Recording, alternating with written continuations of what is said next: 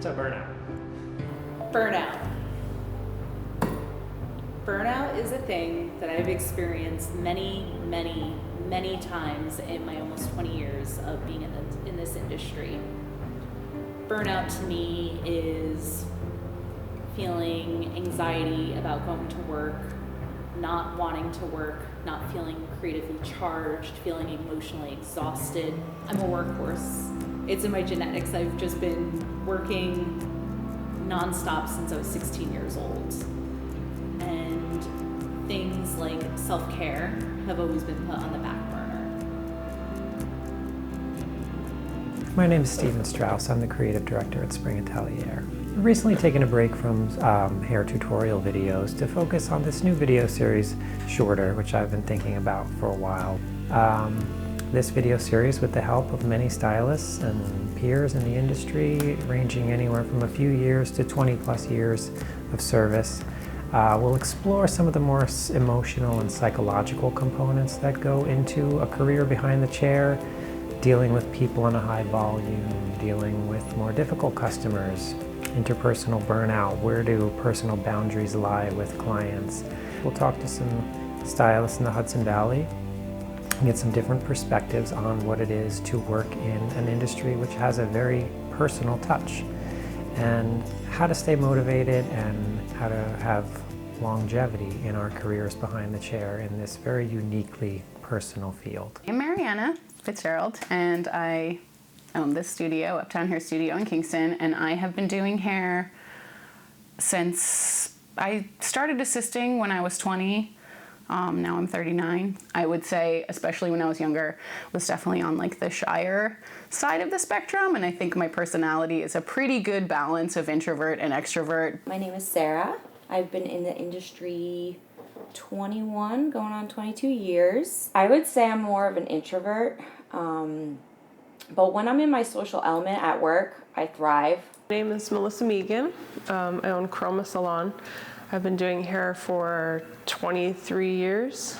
I am very much an introvert, and I think that coming into this industry was a little odd for me in the beginning. It was hard to sort of find a place to feel comfortable.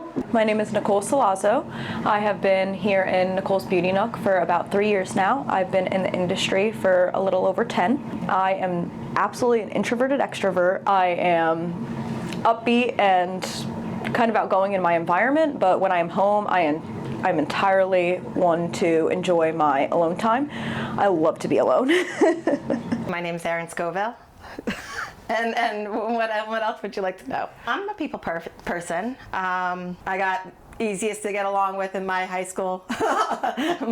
Most outgoing, there you go. I mean, it was a very small high school, so there wasn't too many pickings, but always been doing hair in my parents' kitchen too, with dances and making people feel good. I'm Jess Pearl.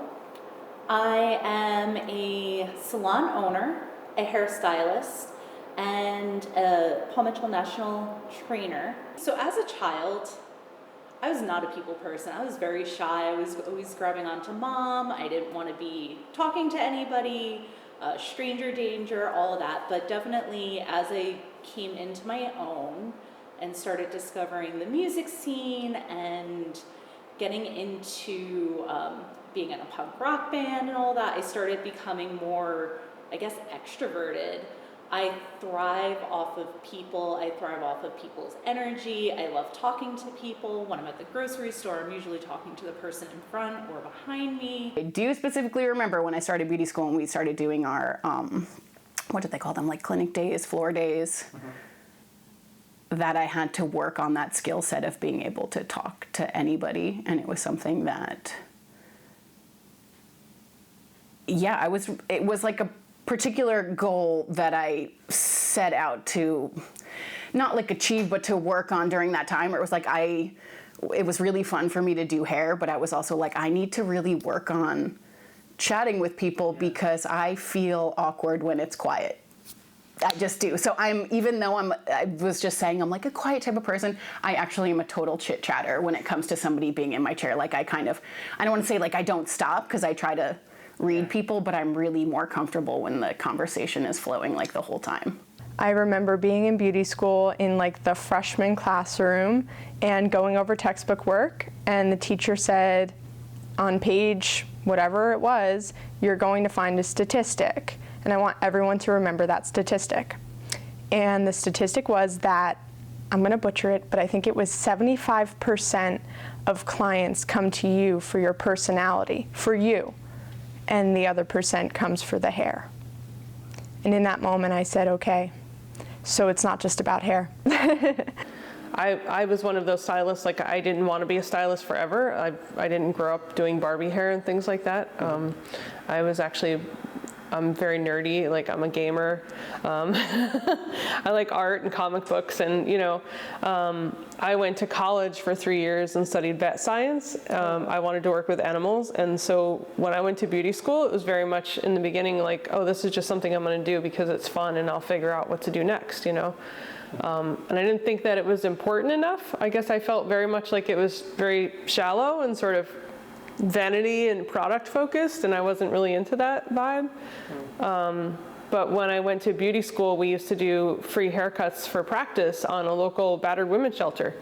And so that was my first realization that this was more than just pretty hair and products, Oh yeah, if a color service, I feel like it's more color services that, like, even if the guest is happy, like, I'll see nuances that I'm not 100% thrilled with. And then when you do get that dreaded text message or that dreaded phone call that they're not happy, oh gosh, the stress that comes along with that. Like, I'm an anxious person. I feel like the world doesn't see me that way, but I definitely feel it in here that I'm a very anxious person.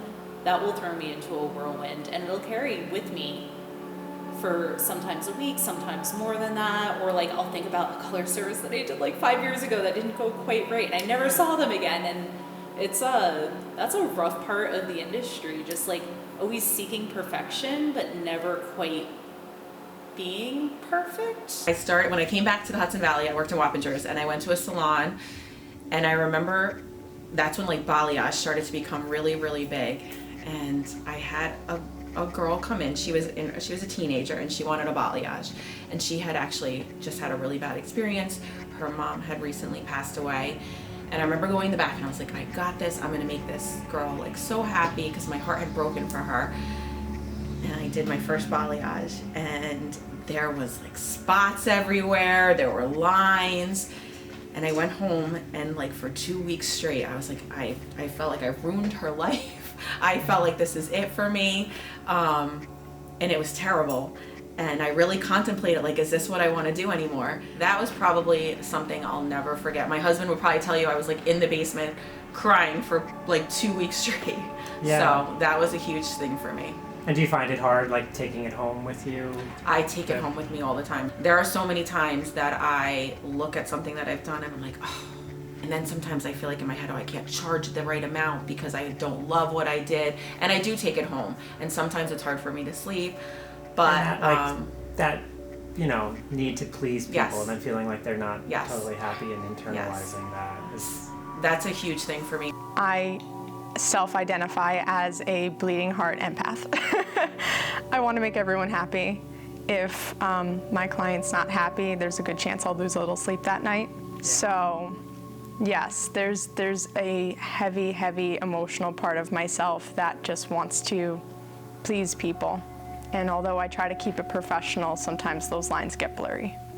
We are people pleasers, or at least I am. So I take pride in everything I do. So, sometimes, if a client's late or I'm running behind and maybe I couldn't style it 100% perfect or finish a service exactly how I wanted it to be, like, I'll go home and just be like, oh, I didn't nail that. And that like bothers me, I get disappointed in my work, even though I know my client was happy, but like, I want the best. It takes a while to learn, especially as like a people pleaser personality, which probably a lot of us are. Like, there are very particular things that you have to learn about client management, right? Like, for example, when you first start out and you're like, somebody's just telling you all the things that they want, all their goals, and you're just like, yeah, okay, yeah, sure, yeah. Like just really wanting to yes everything, and then you go in the back and just freaking panic, like, how am I gonna do this? I can't do this. And then most of the time with that situation, you end up with a really disappointed person. So it's like being transparent and honest and setting people up for like modest expectations, all that stuff. That's like, for me, was hard as a young person, because you just want to seem like you know how to do everything. Yeah, it's weird. It's like, actually, the more you know, the more you're willing to say, like, I can't do that. And you're just like comfortable admitting, it's not even like admitting your gaps in skill, but just kind of like what's realistic. And listen to your gut. If you feel like somebody wants this service, be like, no, I can't highlight your hair. And say you want your hair to, I can't be the one responsible for your hair breaking off. And listen to that.